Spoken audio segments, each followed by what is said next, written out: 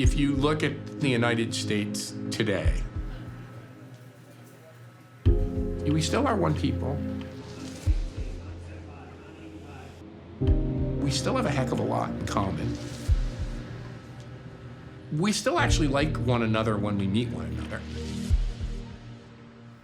But what I worry about in America is this total divide or bifurcation. And I see two different Americas. These giant steeples of wealth, and then just mass homelessness and mass poverty. It's as if the middle of our economy just got eviscerated. We're just trying to not lose our home. And these people, they use the law as a weapon. I mean, our middle class is I don't want to say it's gone, but it erodes every single day.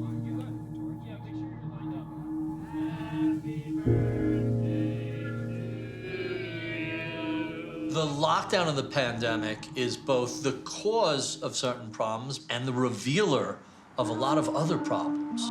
Richest man in the world failed to protect his own workers. We're in a fucked up time in this country. Look at everyone out here in these states, in these towns, in these countries suffering. And the system is just so broken. What are you doing for us?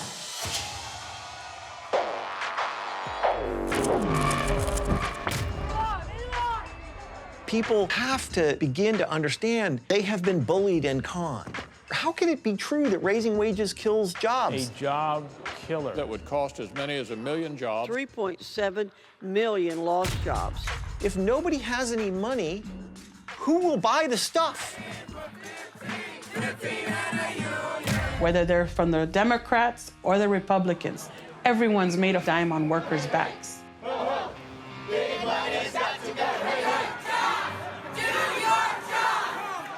Fewer and fewer people have a shot at realizing the American dream. It's a rigged system. Everything hinges off of people being able to support themselves and their families. If we lose that, we lose our identity and we lose our country. I pulled myself up by the bootstraps so many damn times that I've ripped them off. At some point, there's got to be a breaking point. This is the moment that everybody needs to pay attention. As we look back at American history, we do see explosions of growth of social policy following times of hardship. There is absolutely no reason that we can't create such a moment again, and now is the time.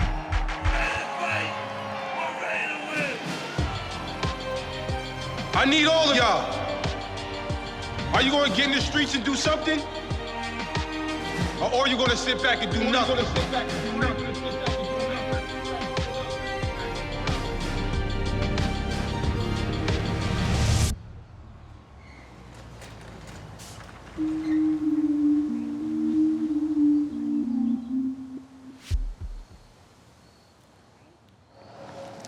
What do y'all want to eat for dinner?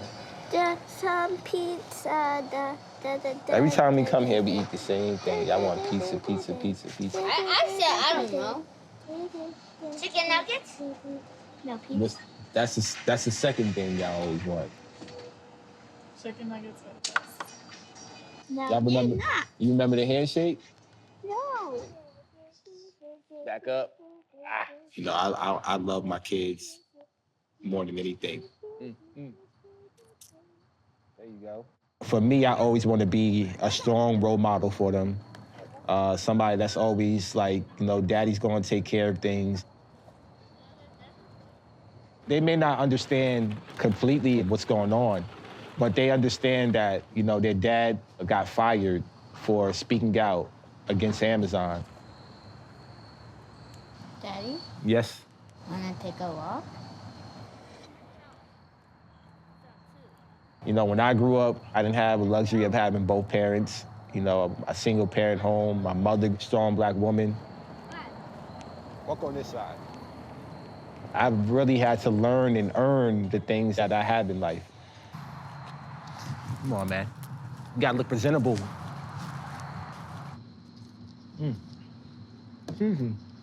Daddy!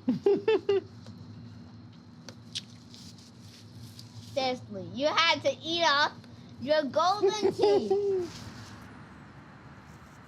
Everything that happened to me is for them. I want them to be able to grow up in a society where they don't have to struggle as hard as we do. That's what we need to fight for. Christian Smalls helped to organize Monday's walkout by workers at Amazon's fulfillment center on Staten Island, protesting the company's response to the coronavirus crisis. We got 10 cases in the building. They didn't let my people know. My people's still in there working. We are joined now by Chris Smalls. Christian Smalls. Chris Smalls, an assistant manager, was the first to organize a walkout in the United States. Tell us what happened to you after the protest. I was terminated 2 hours later.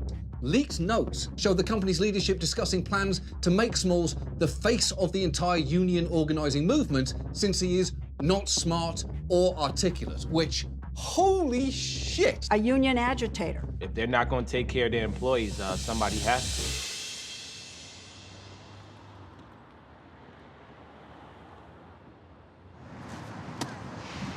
to. Oh, look who's here. Christian's here.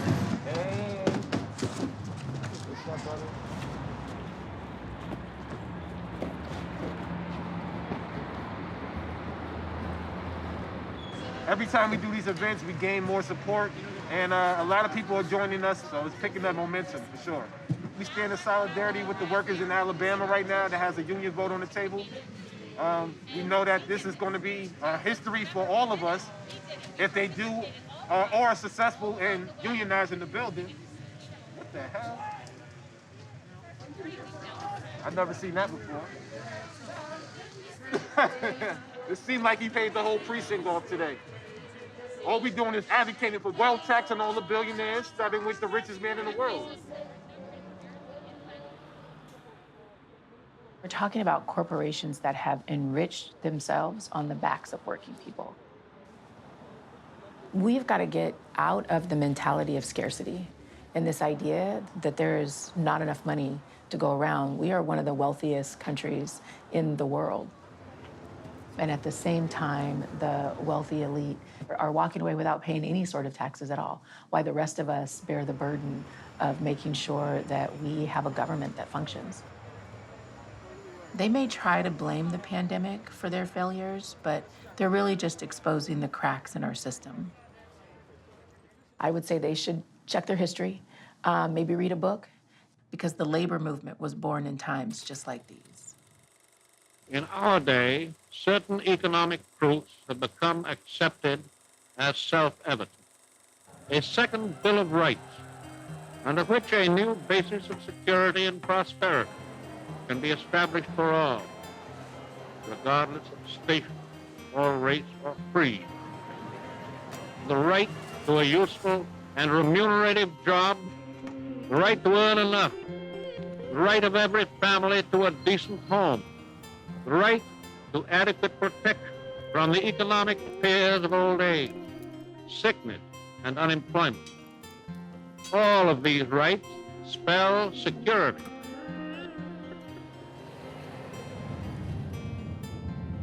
Every economy, and certainly an economic system as complicated and large as this one, is designed. It's a matter of a million choices, both by individuals and by communities and by national governments, of how it's going to work and how the economic pie that's baked every day is divided. The last time in our history income inequality was this high, big corporations were a new thing, and shareholders and their wealthy friends rigged the system to their benefit. So workers got together and fought back against what was essentially a ruling class. They formed unions. The power of unions allows workers to come together and negotiate higher wages, better health care, sick days, overtime, pensions, and protections, so that abusive companies can't fire people for any and no reason at all.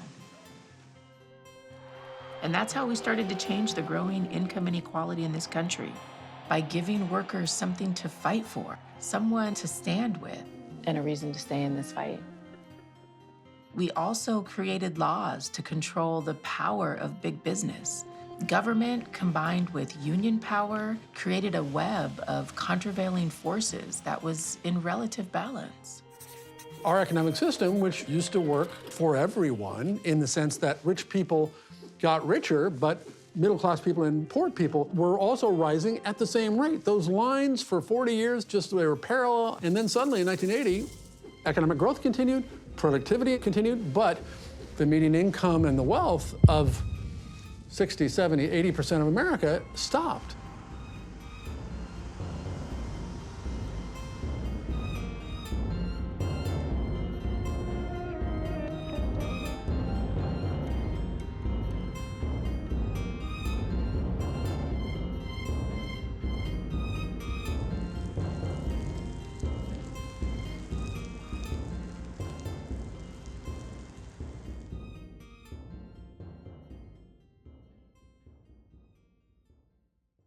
Go ahead, go get apples and bananas. Go sit on your lion chair.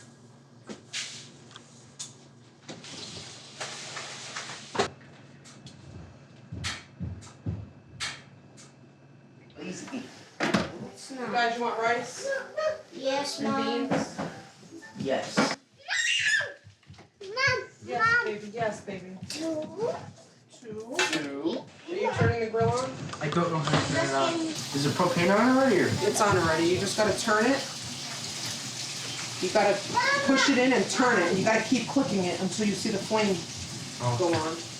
We don't usually eat a lot of steak because it's pricey. We usually eat a lot of chicken. Yeah.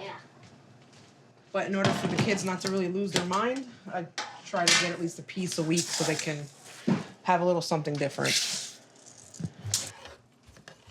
I had a bit of a fight getting help with food stamps when I lost my job. Her exact words on the other end were, well, you drive a truck, so you can go find something else to deliver. And it was when I told her, if you feel that way, I want to come to your office. I will drop off my children, and I will take your job, and you can come and find something for my job. And it was after I told her that she said, okay, I'll send you an application. And the kids heard that conversation too, so that was exciting to try to explain that to them. You go from having everything that you need, your kids have a roof over their head, everything's gonna be okay, to you don't know where your next meal is gonna come from. And this is like an everyday thing for a lot of people. Yes, baby. Cook. You wanna cook?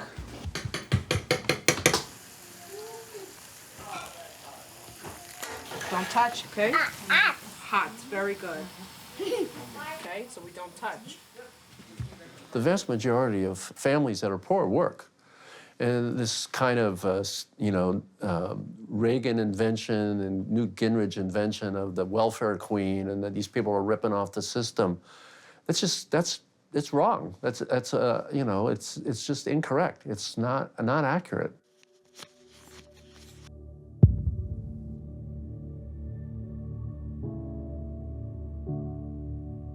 I think we need to just have a much more honest and open conversation about what is the reality, what do we actually know? 1 out of 4 babies are born at the poverty line or below, right now. 1 out of 4 babies in the United States are born below the poverty line. That's the reality. Hi. Hi. Where you going? So really employment and housing are the two big... That's the two things that I just want to figure out. Everything else, I can do it on the weekends and get it planned, but those are the main things. What are we looking at as far as bills go? I don't want you to, or even if you have an idea, it doesn't. You don't have to go through every bill. No, but I can write it down and add it up because I'm not good with math in my head. Okay.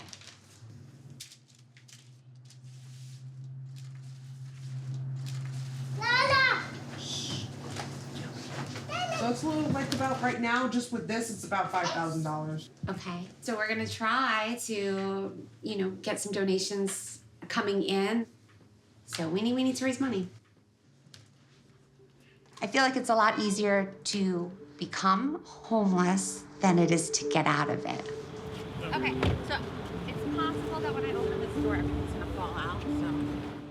One of the main problems is people think they need to solve someone's whole problem. But I don't believe that we need to know all the answers. We just have to share like what we have. But the resources are really scarce, so people aren't able to get what they need. Where's Snoopy? Snoopy's helping me. I got it. I need to get her shoes. Anybody speak Spanish? You want these shoes? If you're just depending on the system that's in place, there's just a huge lack overall. For now, I think we should all be doing our part, but there needs to be changes. One of the most important elements of social policy in the U.S. today is that the system of support for people and for families is developed into two tiers. Social Security and Medicare on the one hand, these quite favored programs, and then all of the anti-poverty programs on the other hand. And that lower tier is very weak. You're welcome. A lot of nonprofits do help, but that's not a solution. This concept of deserving and undeserving, it's very deep in the United States. And it's important to note that it's a socially constructed concept, and a population can go from deserving to undeserving, and that's what happened in this country with single mothers. Back in the early day, when most single mothers were widows, and when women's employment was not the norm, they were treated with great sympathy, and the cash benefits that were given to them, it was viewed as replacing the absent breadwinner, and they were viewed as worthy. In the 20 years after the Social Security Act passed, single mothers were slowly converted from deserving to undeserving, as they were more likely to be never married, less likely to be widowed, as women's employment became more the norm. And they became a very disfavored and stigmatized group. And it's partly for that reason that we have among the highest poverty rates among single mother families and among children of any country in the affluent world.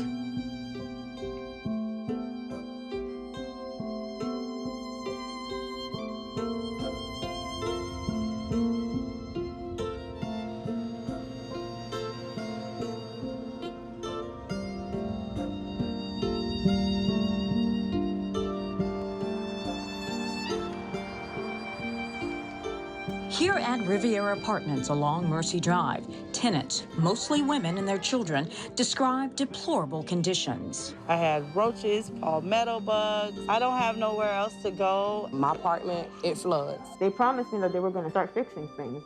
You don't treat people like that. You don't treat people like garbage. I told them, I said, listen, y'all not fixing nothing in my apartment.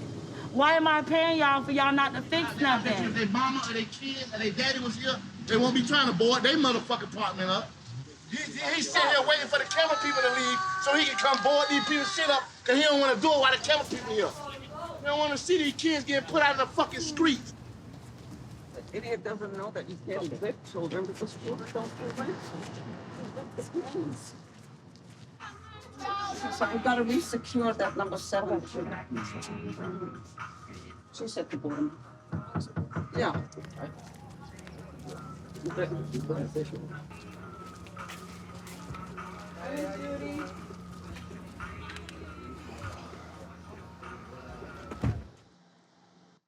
It's easier said than done just getting up and moving.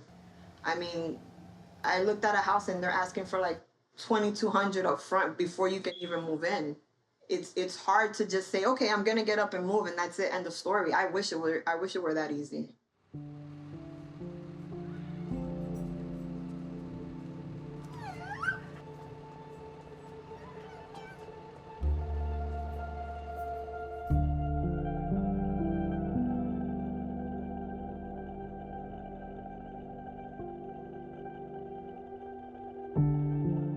Specifically around housing, we're at a crisis level in the state, and it's only gotten worse.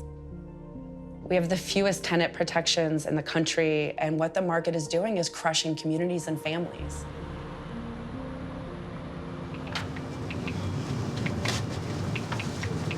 Thank you.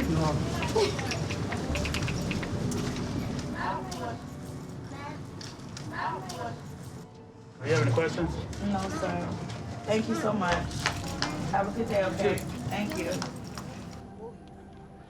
The CDC has extended the moratorium to protect renters from getting evicted during the pandemic. Evictions are legal if the tenants do not sign a declaration. It's incumbent on the tenant to give that declaration to their landlord in order for those CDC protections to take effect. So in February of this year, they were Real Source Property Management. And that was February 19th of 2020. The reason that I point that out is because literally on March 19th, 2020, they changed their names again to Orlando City Apartment. But on my eviction, it says 7M. So that's what I, filed it with, 7M. So my concern now is, will this declaration still be valid even though they're changing company names? I don't want to get kicked out because I have my kids, I don't want to be in the street. That's the car that she was in. Please leave your message. She's not gonna pick up.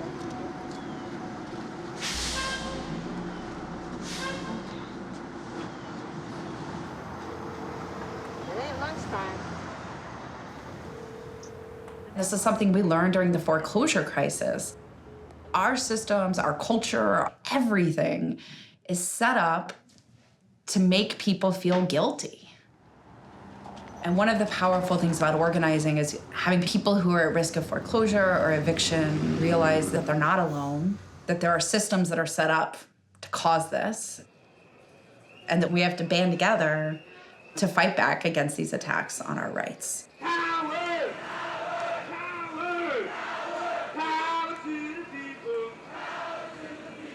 During the late 1960s, many of people in the establishment at the time really thought that there might be this revolution brewing, that socialism was finally going to wash away the American free market system. Ho Chi Minh is going to be riding into the United States, essentially. And so there was this paradigm shift that happened during the 1960s and then certainly in the 1970s. Milton Friedman was an incredibly important figure. He was at the University of Chicago, where he was at the center of this group of libertarian economists, and they were really outside the mainstream. Personally, of course I would get rid of Social Security. I've always said it was one of the great miracles of Madison Avenue packaging. What would you do about the minimum wage law if you could? I would abolish it.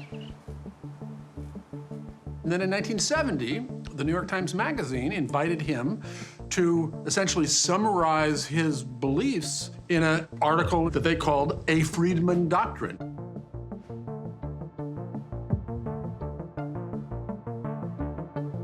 Please welcome the Nobel laureate in economics, Milton Friedman, right?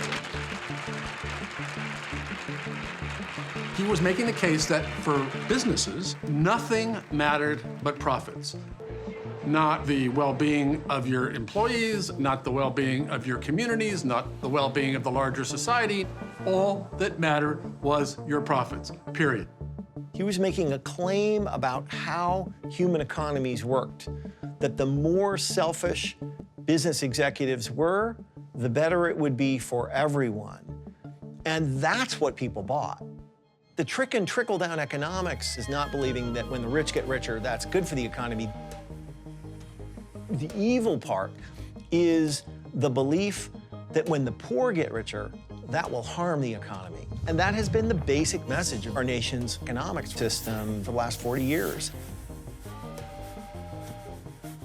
What began as an attempt to prevent a kind of anti-business tide became this new anti-government movement of extreme free marketism carried to the max. The future belongs to those countries that don't straitjacket the initiative of their people. Free markets must be our goal. Historically, we've thought of government as a force for equality, but over the last generation, there's no trickle down occurring, right? It's really a story of trickle up.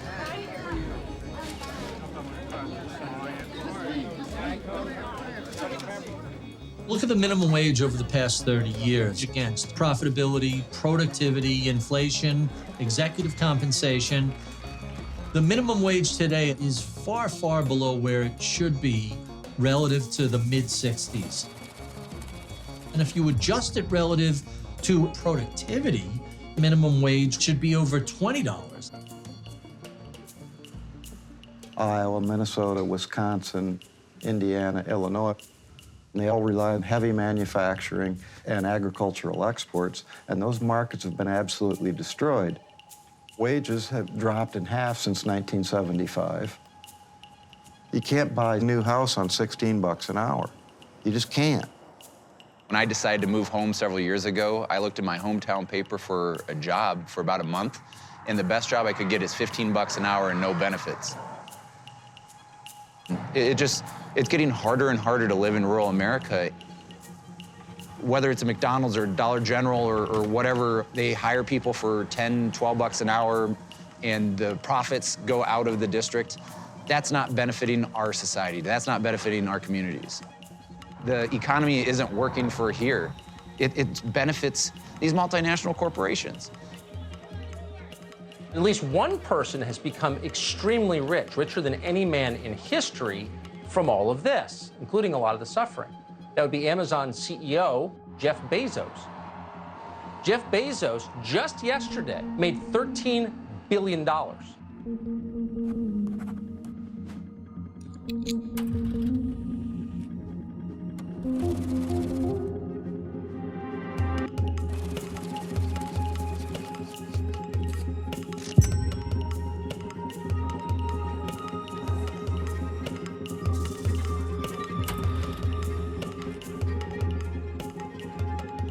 Income inequality is just the tip of the inequality iceberg, because wealth is kind of the resource that gets translated into political influence. Billionaire donors have billions and billions of dollars that they can devote to politics. Money to get power, power to get money. Without objection, the motion to reconsider is laid upon the table. Congress today approved a $1.5 trillion tax cut. Let me talk about the tax proposal that was pushed very hard by Senator McConnell and the Republican leadership. In that bill, Amazon paid nothing in 2018 in federal taxes. But then on top of that, they received $129 million as a tax rebate. That is socialism for the rich.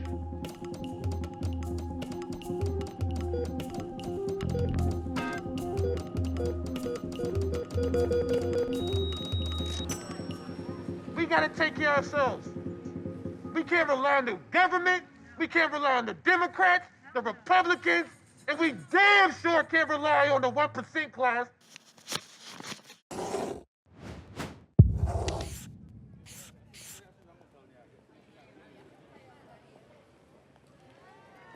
I'm a big believer in capitalism, but it is ridiculous to both believe that capitalism is a good economic system and to simultaneously believe that the whole system will come tumbling down if business people are required to pay people enough to live without government assistance. It's either a good system or it's not. That is the minimum standard we should hold capitalism to. And together, we all have to be David versus Goliath. Yep. Thank you.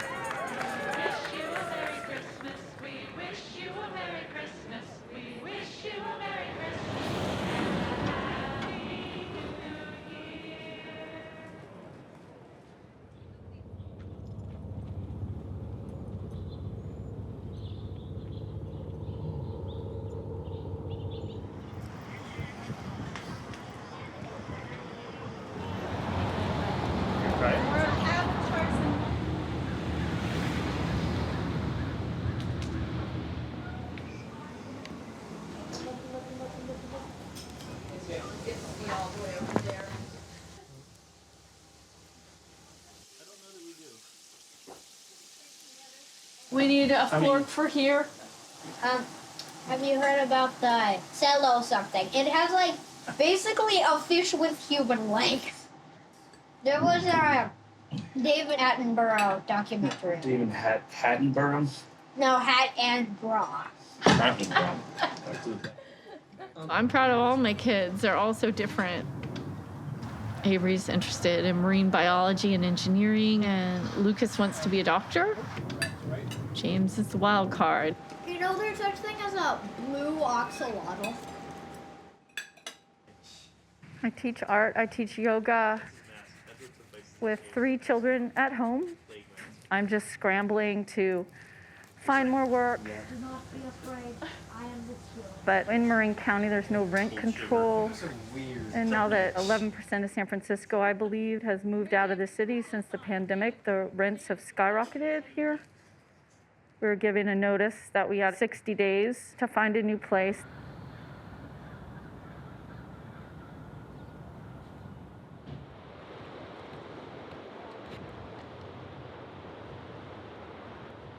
It's been really stressful on my kids, but I'm trying to make it all work.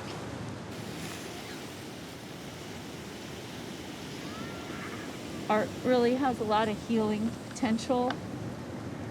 It's just a great excuse to be in nature.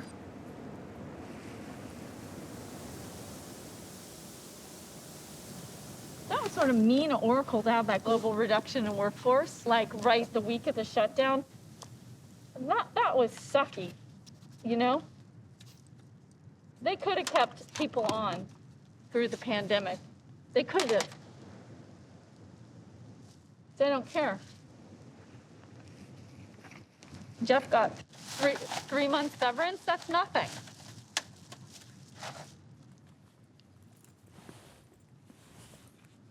Puts a monkey wrench into a family's life.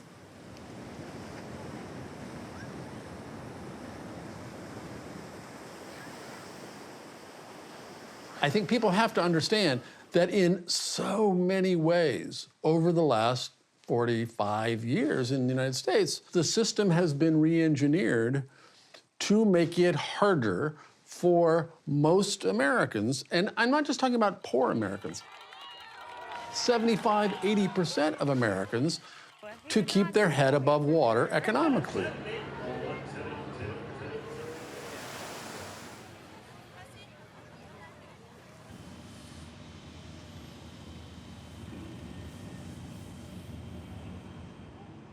The achievement of the economic right during the 70s and 80s was to make people think that it was just this beautiful, pristine thing of the free market that the government only fucked up by getting too involved. But how did we get there? In 1972-73, the Business Roundtable formed, which consisted of the CEOs of the 200 biggest companies, lobbying personally in Washington on behalf of the free enterprise system. And moreover, there were these rich billionaires, Charles Koch and his brother David being most famous among them, who understood that they needed to change the nature of the public discourse. We advocate less government intervention into our personal lives, less government intervention into our economic affairs. So I think that the marketplace is right for us. The public is ready for our ideas. We have the right product. All we have to do is go out and sell it, and we're going to be very, very successful. And how do you do that? Well, they began funding these think tanks. The Koch brothers have created this vast network of organizations that try to lobby for more conservative policies. In one sense, what the Koch brothers created was a rich people's movement.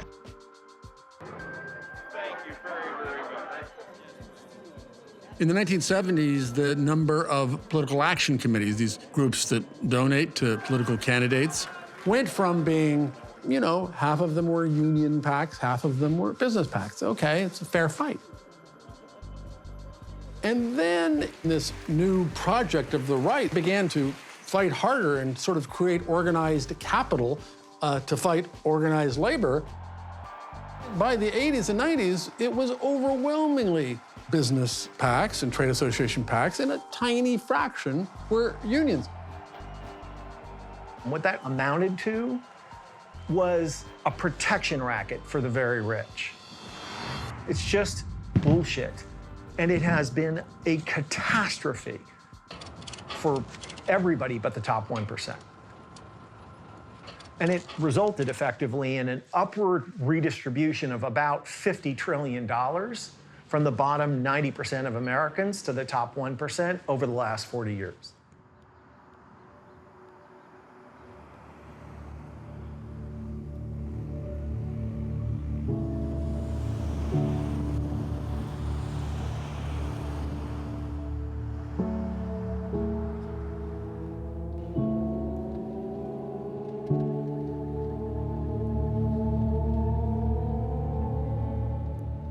Boston is tough. My parents both immigrants from Haiti. It was just go to work, come home, go to work, come home, go to work. I was a rebellious teen who just made a lot of negative choices. But some stuff you just don't talk about after a while. One of my best friends was shot on his front steps, sitting outside. When that happened, I was looking for something. I needed something to keep me going, and I did have a few different jobs, and it still wasn't enough to make it. Like, what can I afford this week? What bill am I gonna try to pay this week? What bill am I not gonna pay this week? You know, my overdraft in my account. Those struggles are, that's a hustle on its own, to be honest. It really is.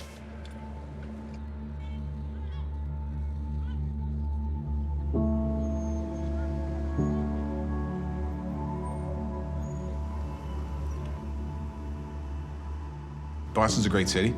You know, there's a lot of development going on in every neighborhood in the city, but it doesn't mean we don't have inequality. Inequality is everywhere. We're not equally across the board rising all ships. And I look back over the last 50 years, and, you know, in the 50s and 60s, there were more people in the middle class than today. My parents were from Ireland. They met here in Boston. My father joined the Labor's Union, Local 223. Being in the labor movement, it gave us everything we had. I mean, we weren't rich, but we had everything that we ever needed. When I was a kid, I used to go to political rallies, and my father would be always holding a sign for somebody. And I just fell in love with the concept of people helping people. We owe it to the young generation right now to make it better, so as they get older, go to school or get trained, go into the workforce, that they're doing better than their parents. That's what our country generally has been. And this is what we want for our kids and for our society.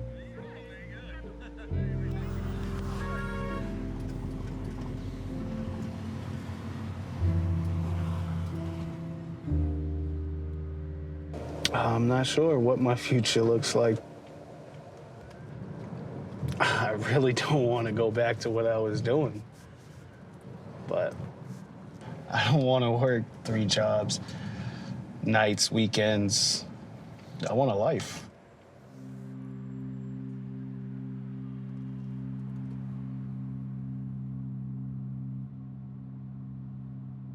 When this project of the economic right began in the 70s, getting rid of unions was key.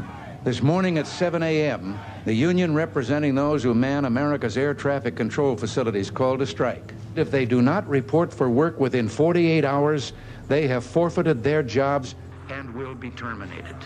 When Ronald Reagan fired the air traffic control workers, it was the green light for big companies to start crushing workers whenever they dared to strike.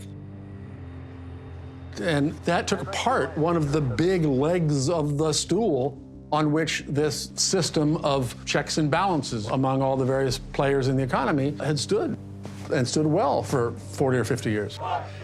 And then when NAFTA was being proposed, workers effectively didn't have a seat at that table. The North American Free Trade Agreement is designed to create a free trading zone involving the U.S., Mexico, and Canada. NAFTA, to me, is loss of a future. We cannot stop global change. We can only harness the energy to our benefit. Today, as I sign the North American Free Trade Agreement into law, I do so with this pledge to the men and women of our country who were afraid of these changes. The gains from this agreement will be your gains too. 3, 2, 1,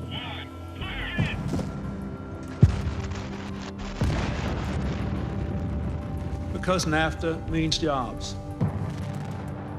American jobs and good paying American jobs. Capitalism went global, and things could be made and done more cheaply elsewhere. trade between the U.S. and China cost Americans 3.7 million jobs. And that happened in other countries too.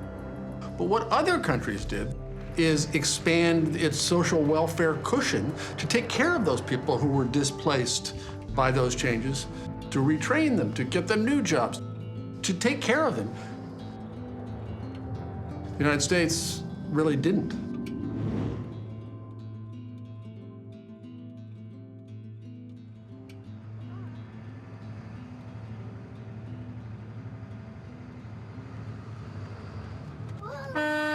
Come on, guy.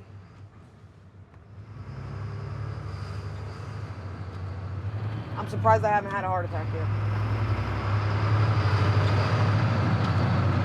I ask Mommy this question all the damn time. If you have a heart attack, then who's gonna take care of us? That's why I try to relax, Lito. That's why I try to... I keep asking you that question, and it's like you want to die already. Keep asking you that question. Who's gonna take care of us? Who's gonna take care of us? Well, don't worry about it. I'm alive, aren't I? I ain't being homeless.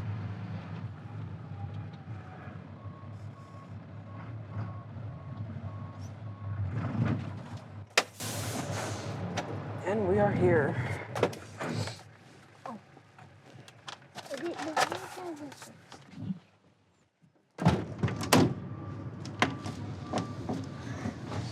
Well, this year been different for me. Very different. It can be stressful for my mom because she needs, 2 jobs to get a lot of money. If I become rich or just, comedian that has money, I'll buy, not a big mansion. I'll just buy, a regular house like other people. That would help my mom stop, getting good jobs. She should get paid, 200, 100, or 4 million. That would be good, because that's a lot.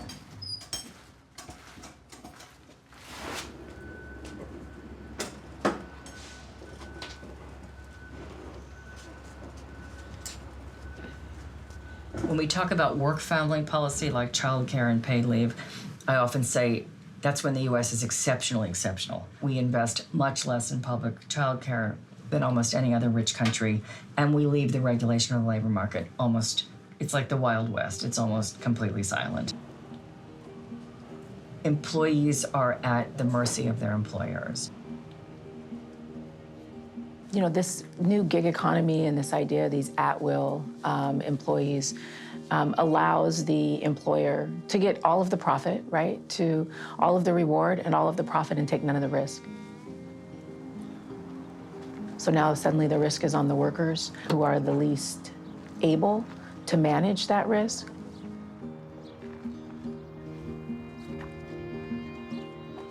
I think it breaks the social contract that we have between employer and employee, and I think it does not provide any of the protections that employees deserve.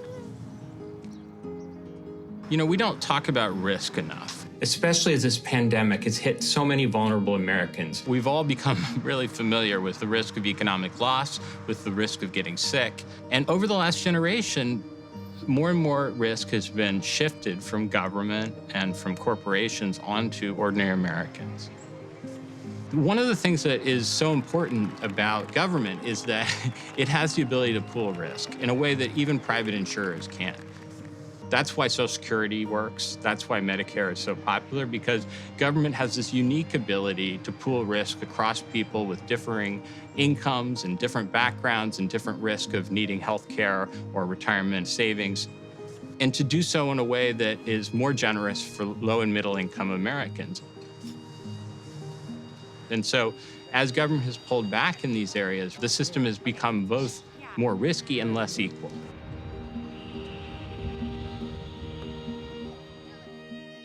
But it's partly because Americans have gradually come to accept a kind of credo of personal responsibility that says, if you are facing troubles, it must be your fault. Rather than thinking about the ways in which public policy and public officials have failed them. We need to restore that basic sense of shared fate. Hi, everybody. Oh, I got you shoes. Yes, they're for you. And we need to tell people who are facing economic crises that they need to be given the tools and the resources to cope with problems that Americans cannot cope with on their own.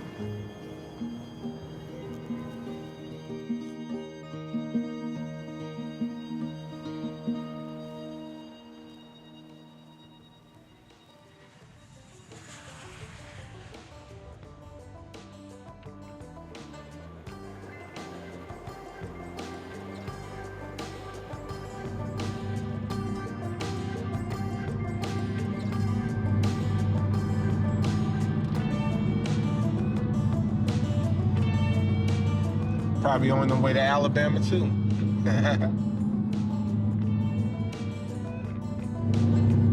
We're on our way to show some solidarity with the union. Amazon workers at a warehouse in Alabama have been voting by mail on whether to unionize. If successful, it would be the first union at any Amazon facility, and it could spark a labor movement across the country. What you're doing in Alabama, it is the most important story that nobody's discussing. Oh, Birmingham DSA just followed me. Yeah, I tagged them. The rebirth of labor is happening right now as we speak. Unions have been attacked for so long that now our young people are sharing their information about why it's good to join a union. The future is promising if we continue to fight and educate more. But we're all going to fail if we're not supportive of this generation and the demands that they're making.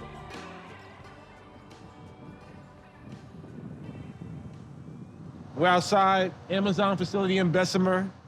It's a change of shift right now. I wonder if there's some workers over here. Hey, ma'am, you work for Amazon? You do? How you like it? Oh, you just started working? Oh, 3 weeks. Hey, ma'am, can I ask you a question real quick? All right, thank you. We want to make sure y'all get it so we can unionize. Don't get me wrong. They want it. Yo, bro, you work for Amazon? You gonna vote for that union?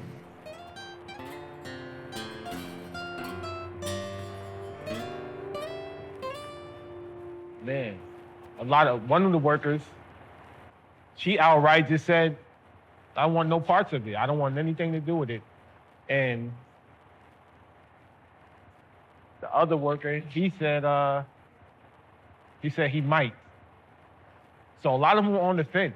It's really a 50-50 chance right now, 50-50 chance. And the issue of working conditions, I'm very proud of the wages that we pay. So we don't believe that we need a union. The workers have no contracts. They are at-will workers, can be fired for any cause. You don't want to go to work every day and feel unsafe.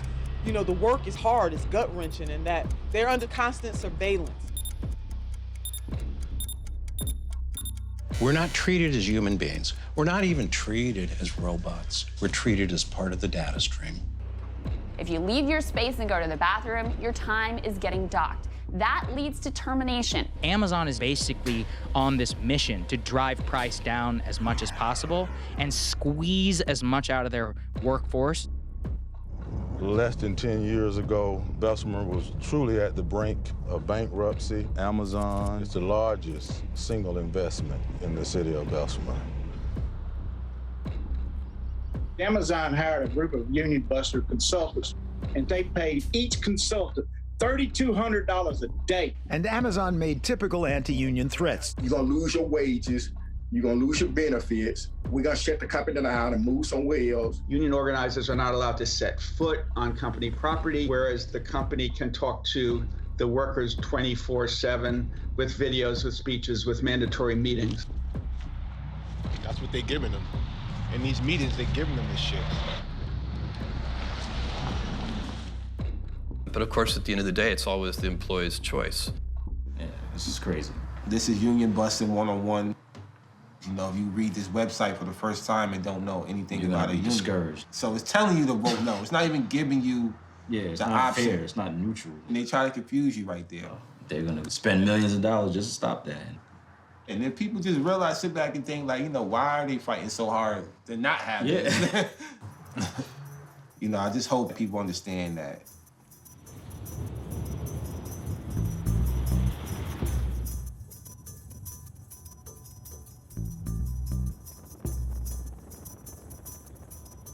The very deliberate crushing of unions was a huge change in our politics.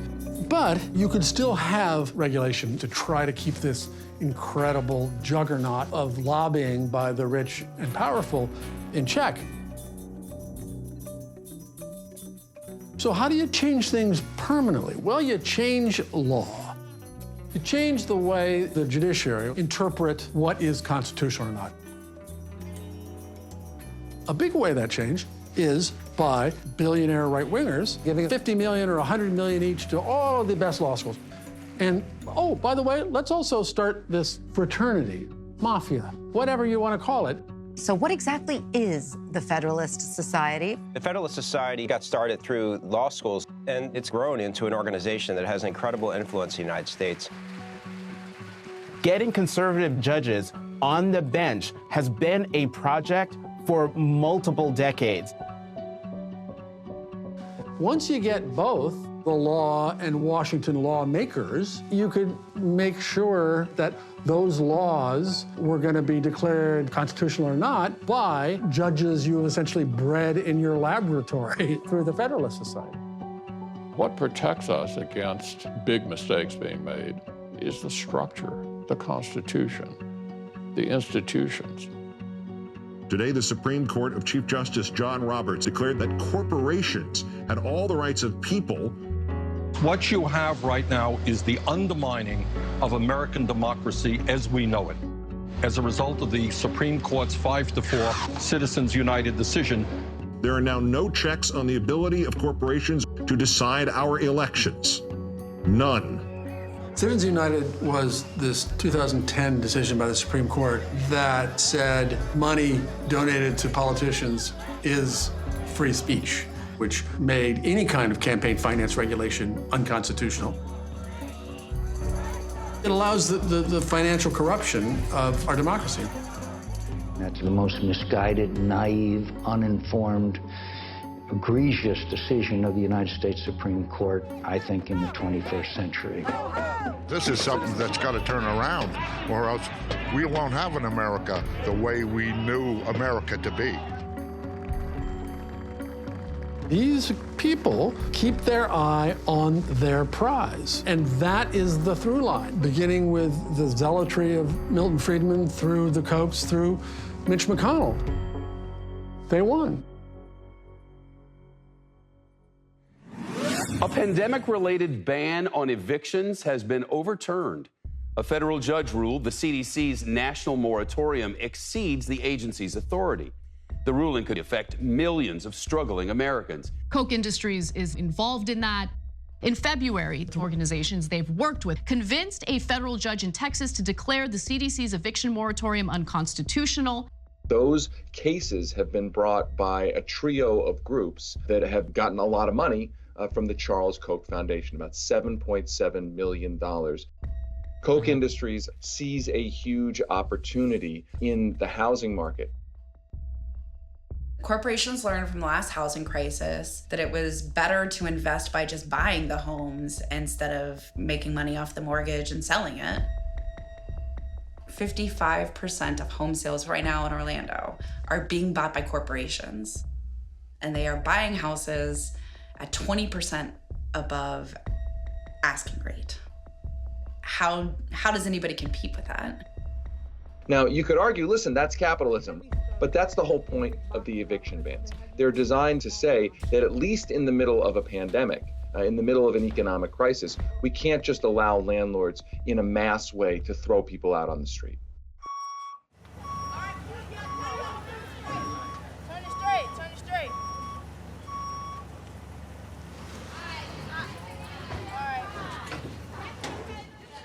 evicted us after we gave them a paper that told them that, you know, we weren't supposed to get evicted till December 31st, and they still evicted us. That doesn't make sense. It don't. And these people are robbing them, and then they're putting the people out. It's sad that these families and these young kids, and during a pandemic, are being put out on the street. This cannot be allowed. Where the fuck them kids gonna go at? Pretty much, we're gonna probably just finish getting everything out the way, go to a storage, move everything in the storage, and go to a hotel room. We're just gonna do what we need to do. I'm looking for storage units.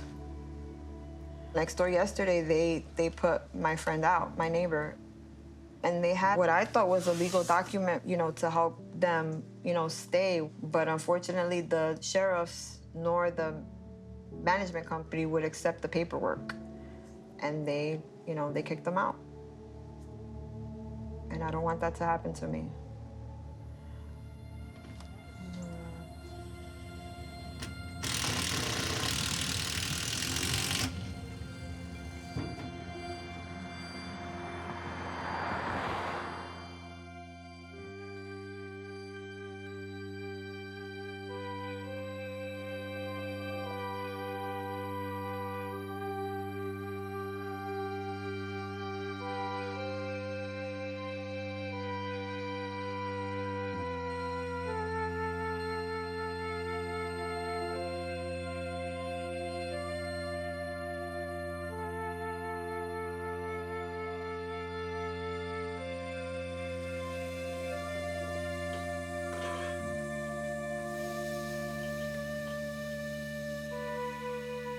I know that there's sufferings that I won't be able to prevent my children from having to experience. Like the fact that the middle class is being eliminated, that they're super wealthy, and then you know, there just doesn't seem to be a place for people that aren't financially well-to-do. And society does value taking care of them as well.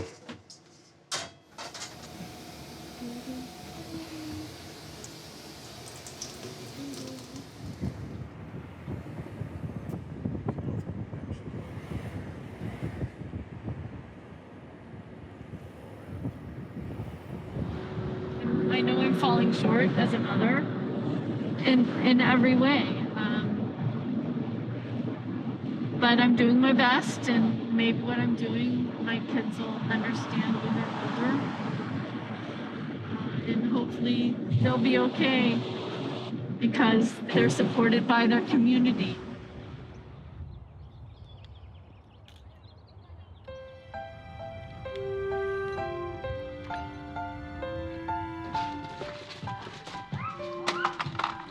Hello, hello. Hi. How are you? How are you, Senor? Doing well, thank you.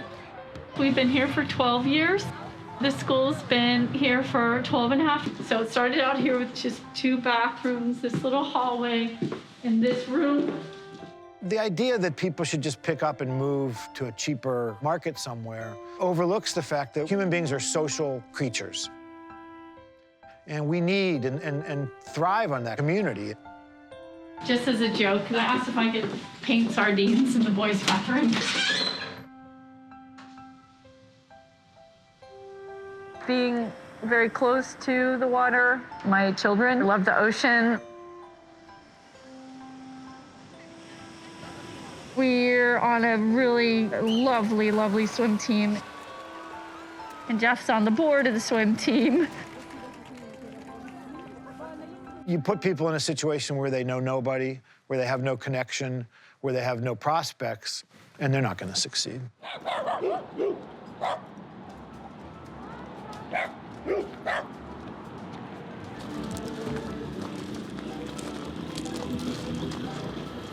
There's a little one right here. What about this guy? That's the perfect one. How much is? How about we do $100? 100? Do you think you'll be able to stay here? I don't know. There's lots of beautiful places in the world. I'm not sure.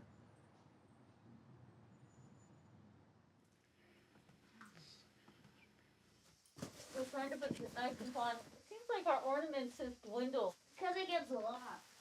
No, they get broken. My family can barely afford to live here. James, come on, let's decorate the Christmas tree. And Most of the people who live here are lawyers, like businessmen, stockbrokers, but not really any like other professionals that are kind of, I guess, in the lower income bracket of the middle class. I found a baby. We have to move, and we don't know where we're gonna go. Do you think they're going to build any affordable housing here? Oh, hell no. Under no circumstances. No, no, no, no.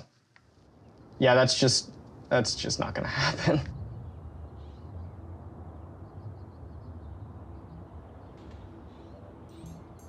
We're never going to divide everything absolutely equally. But if you did divide everything absolutely equally in the United States today, the average household would have almost $1 million in wealth, and the average household would have some decent six-figure income. Everybody would be what we think of as upper middle class. Everyone.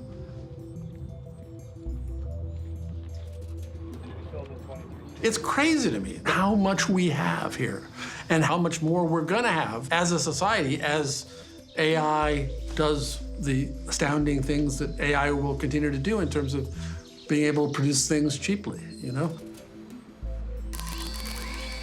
We need to begin getting the system more fair again before AI and robotics and technology really takes off, because there just won't be enough good-paying jobs to give all Americans a decent, livable wage.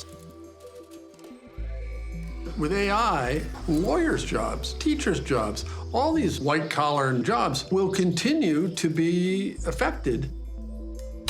It's not going to stop.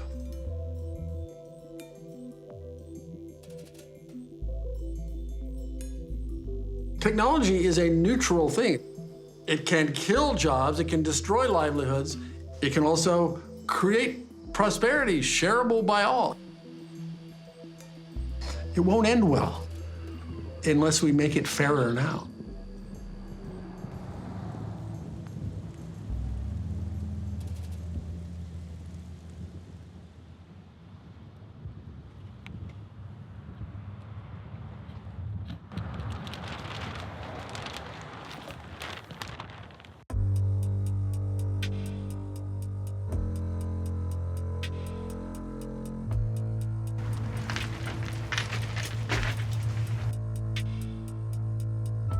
Doing some sign planting today, baby. Giving workers the power that an active trade union movement gives them is a piece of the solution. It's just not the whole thing.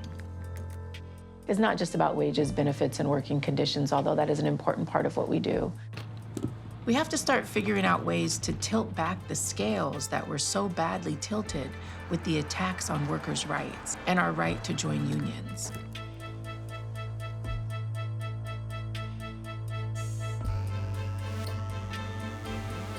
Who are we? The Congress of Essential Workers. Who are we? The Congress of Essential Workers. We can't lose heart. It's a long march. If we don't get it, shut it down. If we don't get it, shut it down.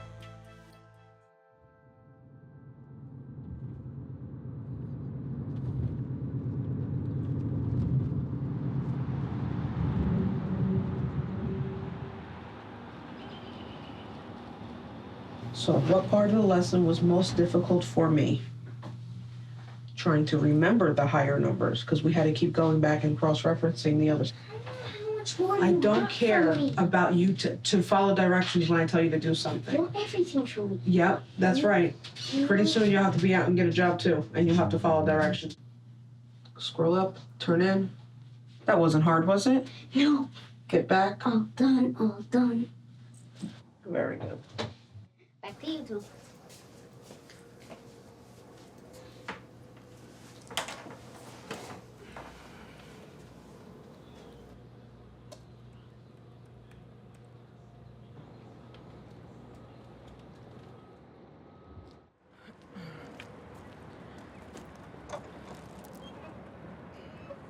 I mean, it's given me a good run. I had the truck for 5 years, and you try to fix little things here and there to keep it going, but with this job, I'm not making enough. I tried to apply for a loan through the SBA. That's a nightmare. I tried to apply for the PPP. They denied me for that because it was not the accurate information. I did reach out to Bergen County 3 months ago for childcare help, and it's been 3 months since I heard from them.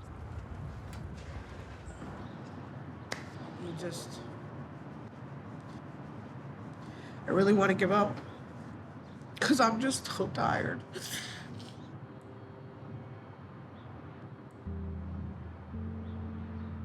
I don't know. I don't sleep much at night. So I just lay there and I think and I think and I think and I think, and I know that I can't rid myself off of the world because then there's no one for them to take care of them. So obviously I know I can't go anywhere, but it hurts to know that you're gonna wake up to try to go do the same thing you're doing every day sitting here and getting nowhere by the end of the week. But I blame myself because I can't figure a way out. And I've always been able to figure a way out, and I can't. My kids literally hate me because I can't fix the problems of the world. So that's why I blame myself. And I know it's not my fault, but there's no way out. We're still here. We're still in the same fucking position. I don't know what else to do.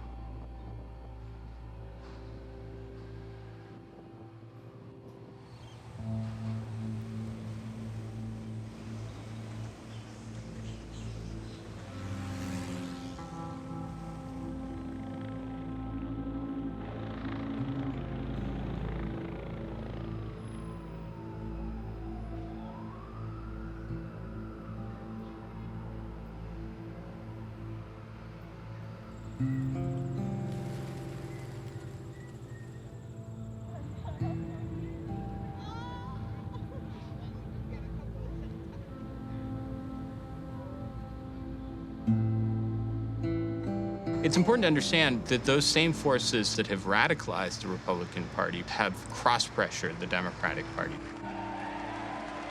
The Democrats, starting in the 70s and certainly by the 80s and 90s, abdicated responsibility for a distinct left vision on the economic front. We have to change the way the government works. Let's make it smaller, less costly, and smarter. Leaner, not meaner. That's where the Democrats dropped the ball. Government cannot eliminate poverty or provide a bountiful economy or reduce inflation or save our cities or cure illiteracy or provide energy. Our most urgent task upon taking office was to shore up the same banks that helped cause this crisis. President Biden pounded the podium in Georgia today, advocating to pass 2 voting rights bills. Many activist groups were absent, demanding less talk from the president, more action. I think one of the most important things that we should recognize is that if you're going to have wealthy people using their financial resources, that you have to give the rest of Americans the ability to use the one political resource they have, which is the right to vote. Georgia's governor late this evening signing draconian new voter registration measures into law. There being 81 ayes, 64 nays, SB 7 has passed the 3rd reading. They set up the circumstances under which a vote can essentially be nullified or overturned. Democracy works when it works because of the idea that political elites have to be responsive to the citizens. The tilt that's taken place isn't just about government helping out the rich. It's also that government is doing nothing. It's been almost 3 months without me having a home. It's so hard to try to hold it together. It's really hard. There's so many people out here now. They don't invest in us. They don't show us the resources. You can't win. The game is fixed. So the social contract is broken. We're going to see increasing inequality, growing numbers of people who cannot make ends meet, and more destructiveness in our politics. I swear to God. You want more of the people you're supposed to protect them die? There is no example in human history where if you let a society become as unequal as ours is, the society will not fall into authoritarianism, a police state, or a revolution. It's just not sustainable. The system is going to collapse.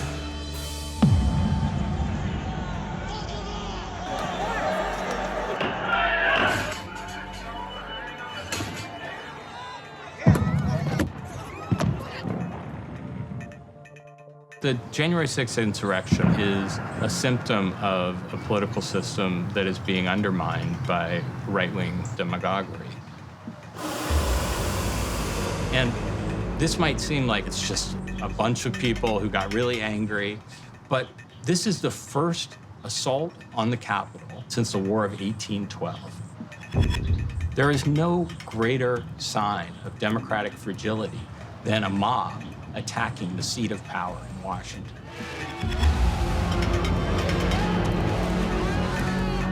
We faced big challenges to our democracy before. The Civil War, the twin threats of the Great Depression and a world war. This is the third great challenge to our democracy since our founding. And it could turn for the better, or it could turn very much for the worse.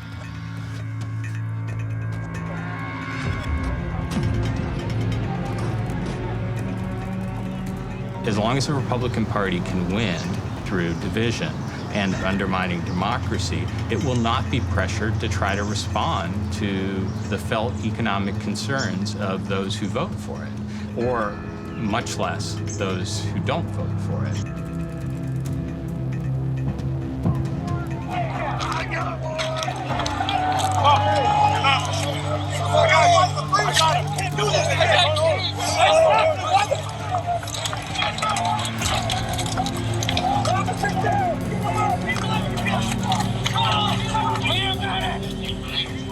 We need to recognize that at the root of the crisis we face today is runaway inequality.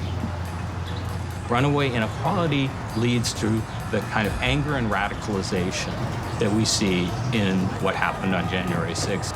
And until we provide a stronger economy for all Americans, we'll be vulnerable to this kind of radicalization.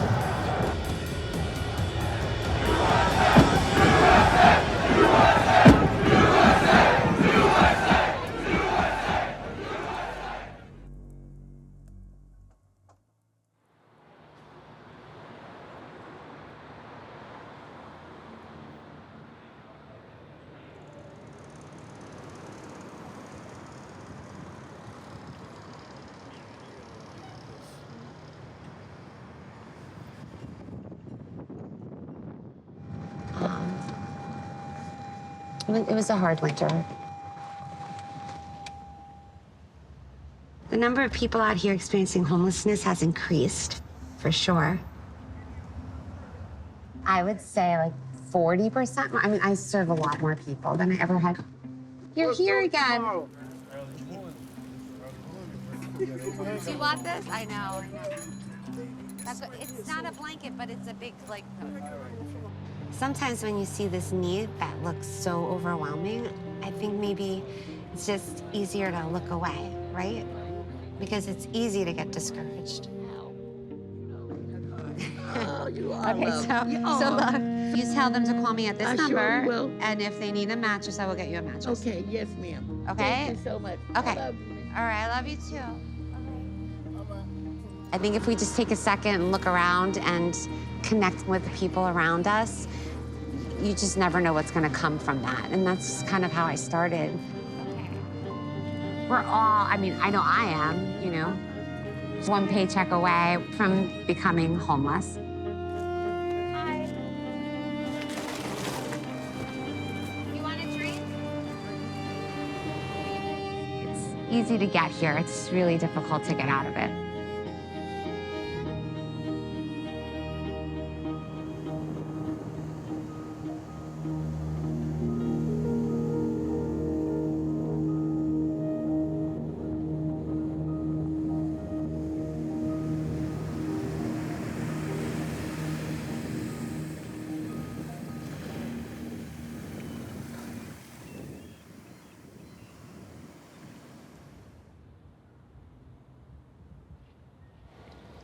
I've wanted to join the military for a while, and I kind of finally decided on the Navy this year. It's a guaranteed job, and those are kind of hard to get nowadays. And I'll be able to, serve the United States. I'm just really excited. Everybody, please come and sit down. Delayed entry program. Got to graduate high school, and then... If he chooses not to enter the military, he has that option. But you want to go, right? Yeah, I'm sort of inside my contract, so... So let's not hit him in the head.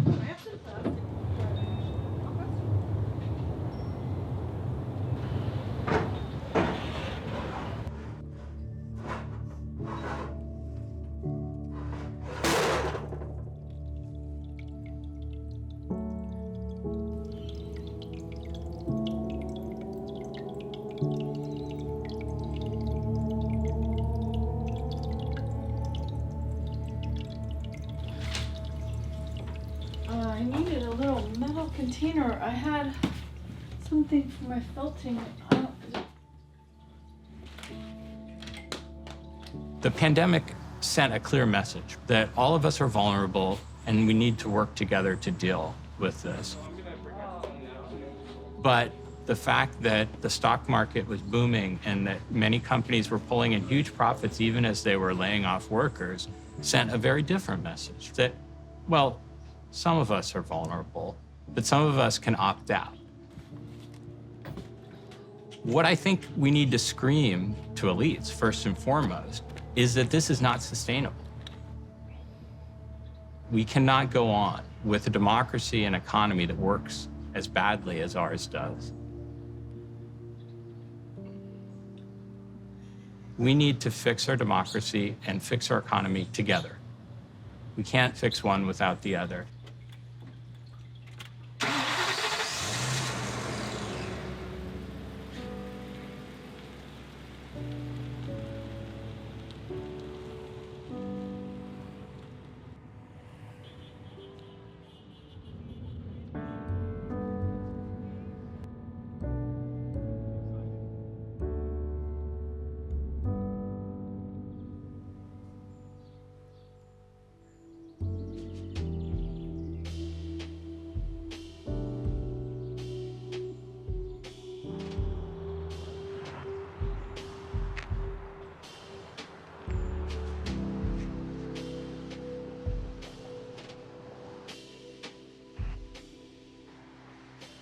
Touching history right here. I like this quote. If you see something that is not right, you have a moral obligation to do something about it. John Lewis. That's what we've been doing. Getting into good trouble.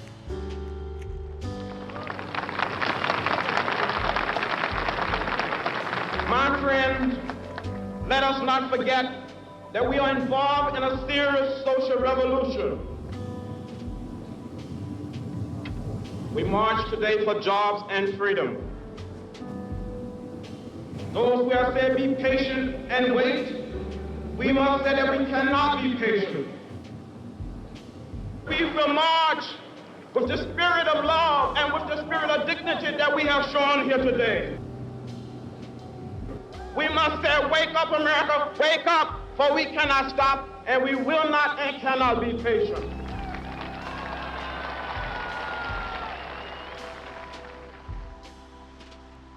I am a believer in cycles, and so I get hopeful if I imagine that we're at the beginning of a new cycle where people wake up and go, yeah, this isn't the way it's supposed to be, and shouldn't society be fairer?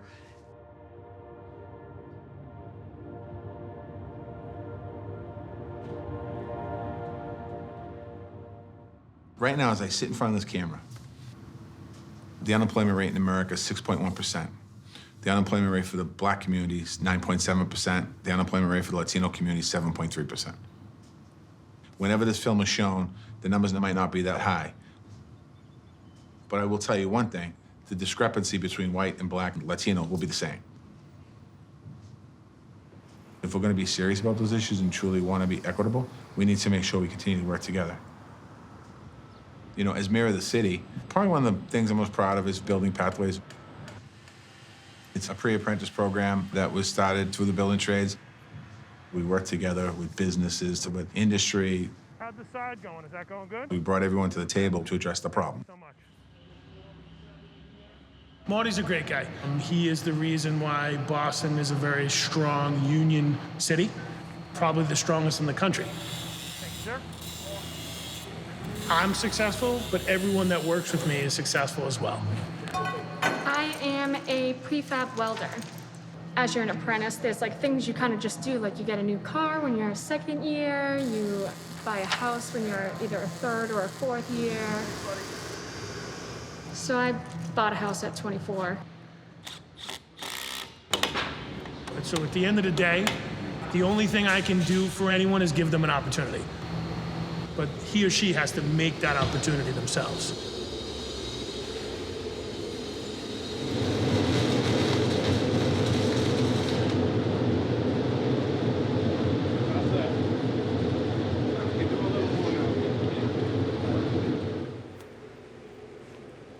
People ask me what I do, I always say I'm a union plumber. I'm proud to say that. I feel like if you're not union, you're selling yourself short. Working a lot less hours, bringing home a lot more, just focusing on my family.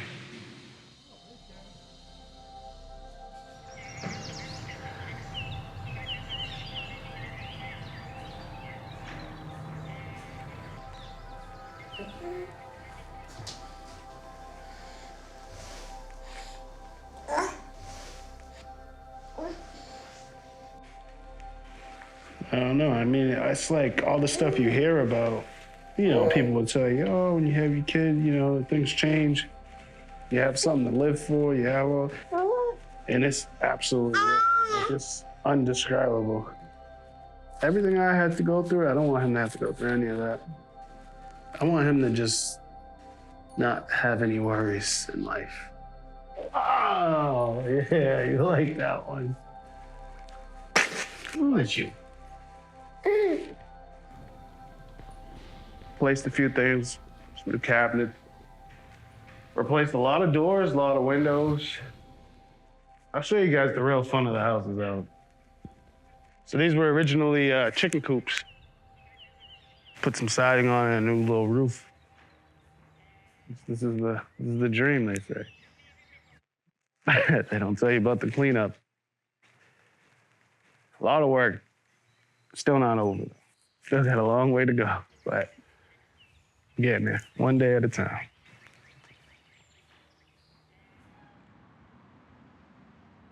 I don't know any family in this country that can raise their family on the minimum wage.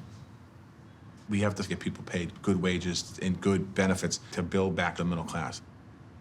And hopefully we can put aside political differences. We can argue about social issues, but there should be no argument about creating pathways into the middle class for people in this country.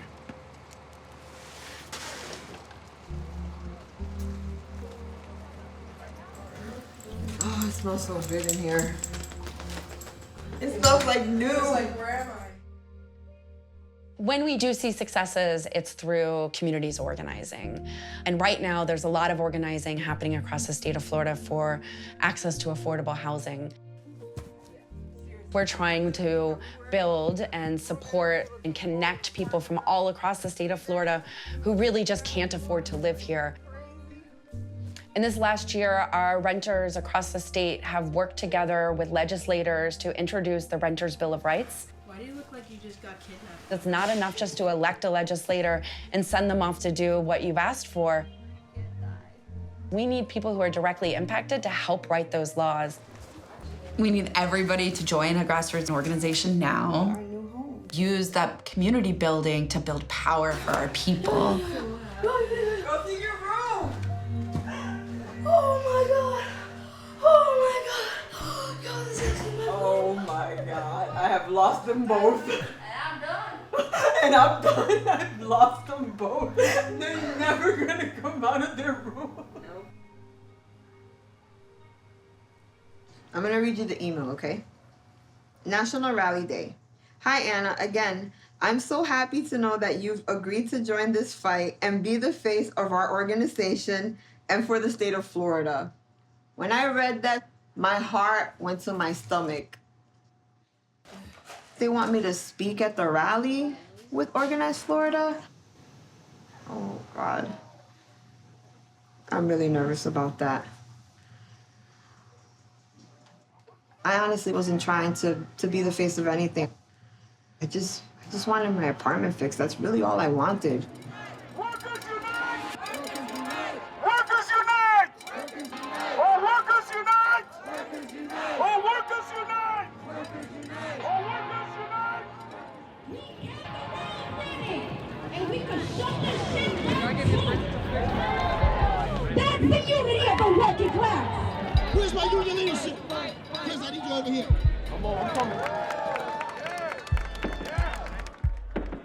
All right, y'all. We are here. 1 year ago, we started this. We all know what happened in Alabama. Don't take it as a loss. We know Amazon spent $25 million to stop that warehouse from unionizing. But let me tell you this. We are beginning our efforts in Staten Island. Oh, there you go. You can sign up here and grab some food. They need to have a union because they're too disgusting, man. In the vote to unionize, national labor officials say Amazon violated labor laws. Amazon workers in Alabama get a do-over. The labor movement wasn't born in times of comfort. We were born when income inequality was at an all-time high, when work was precarious, when times were uncertain. At various points in our history as Americans, we've had to reclaim our democracy and fight back the forces of corporate concentration and capital being in a few hands. And we're at a point where we're gonna have to fight it again. But the payoff is huge. It means getting our country back. It means getting our shared prosperity back. And it offers us the opportunity really to create true inclusive democracy. Amazon workers on Staten Island are voting to decide if they want to form a union. If the efforts succeed, it would be the first time Amazon has had a union since it began 27 years ago. Well, the voting wrapping up on Wednesday. Now employees are waiting on results from the National Labor Relations Board in a decision that could affect the lives of thousands of Amazon workers.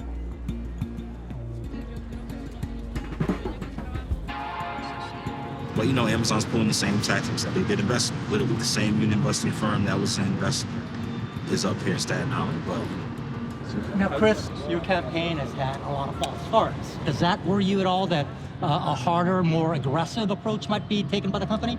I don't see how much more they can go. Yo, we gotta go. I don't know what's gonna happen when the count is over.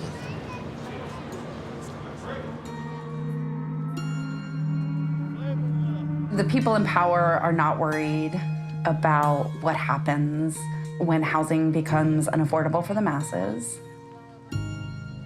They're not worried about people not being able to feed their kids. They're not worried about the future generations.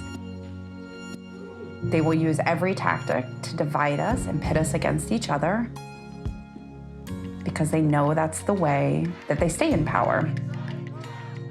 You know, people talk about how there's this polarization. Yeah, in some cases on some issues, but on economic issues, Americans are incredibly aligned. Do you hear that, Black Rock? Get us a fair contract and we'll go back to work where we should be.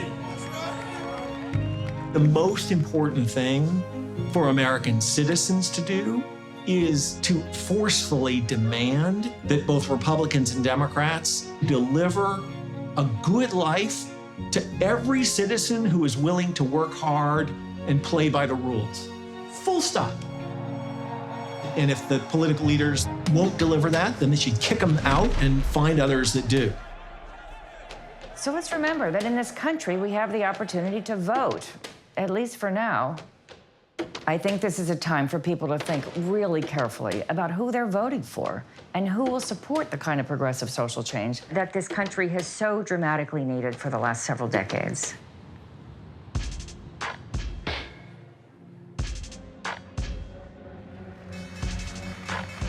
I'm worried about us becoming a country with shameless oligarchy in gated communities that don't give a shit about the peasants beyond the gates.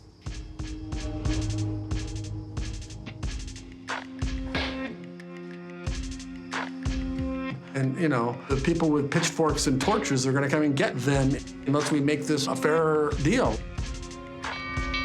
The deck has been so stacked that proposing to put it back into some kind of proper, fair balance looks kind of radical. But when you take away the boogeyman of socialism, this radical model is the way things were when I was young, you know, which isn't that long ago. This is the challenge of our time. The next step is coming together around the idea that inequality is an existential threat.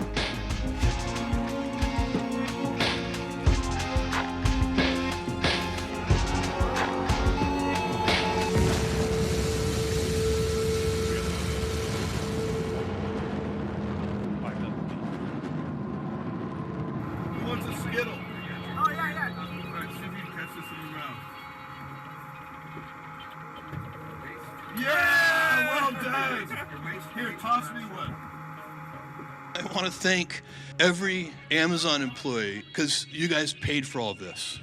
So seriously, for every Amazon employee, thank you from the bottom of my heart very much. Fuck the rich. In a democracy, you don't need people like me and my pals on Wall Street to agree with you that taxes on rich people should be higher. When are we going to step up and say, you know what, enough's enough? When is this government going to get back of the people, by the people, for the people? Now is the time and we will live. This is our movement, y'all. You're well qualified for office. Bring those ideas to the table because this is your America too. I cannot wait to get to Congress and cause problems. Hey, yo, you! Hey, yo! It just takes a worker in one of these plants to get organized and suggest that they get the signatures required to trigger a vote, and you'd expect that to just happen. to say, we've got Go the ahead. detail. The election at Amazon's JFKA Fulfillment Center in Staten Island wasn't close, according to the reporting I'm reading here.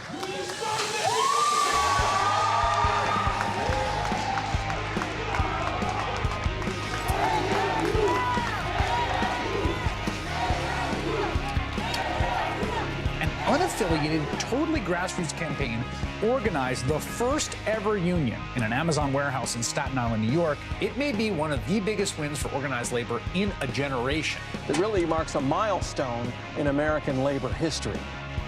América南部 Amazon no O primeiro de trabalhadores. C'est une victoire historique. Organizator Christian Smalls. Oh, we got the tally right here. We beat them fair and square. I'll pop it for y'all. That means that we are the first official union for Amazon in American history. We started off with 2 tables, 2 chairs, and a tent. Yep. And that's it. Unionize. Yeah. Reach out to us. We'll help you. We'll help you. The so-called Year of the Worker presses on into 2022. Americans' approval of unions is near record highs. Over 140 Starbucks stores have filed for a union election. The longest nurses' strike in state history may be over. We're looking at the future of work here at the Department of Labor. And when I say the future work, I'm talking about tomorrow. If you've ever in your entire life thought that you wanted to get involved with an organization, support a political cause, join a march, this is the time. And as Martin Luther King said, you don't have to see the whole staircase. Just take the first step. Don't stand on the sidelines. It's time to rise. It's really time to rise and fight. Jobs, justice, peace. Let us not have to do this again for our children. We are the voice for change. We are the pieces to fix what America is falling short on. Make it happen.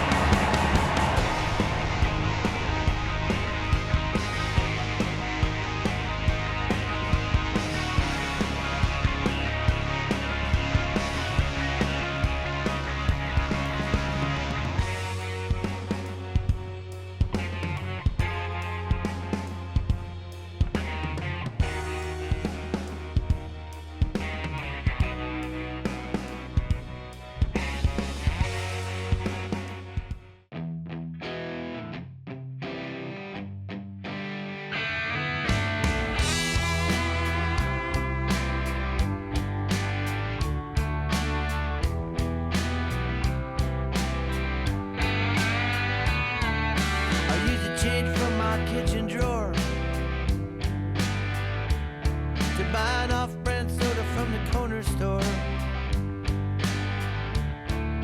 Well, I've been pinching every dime. I squeeze so hard that it buys me time. I'm afraid to check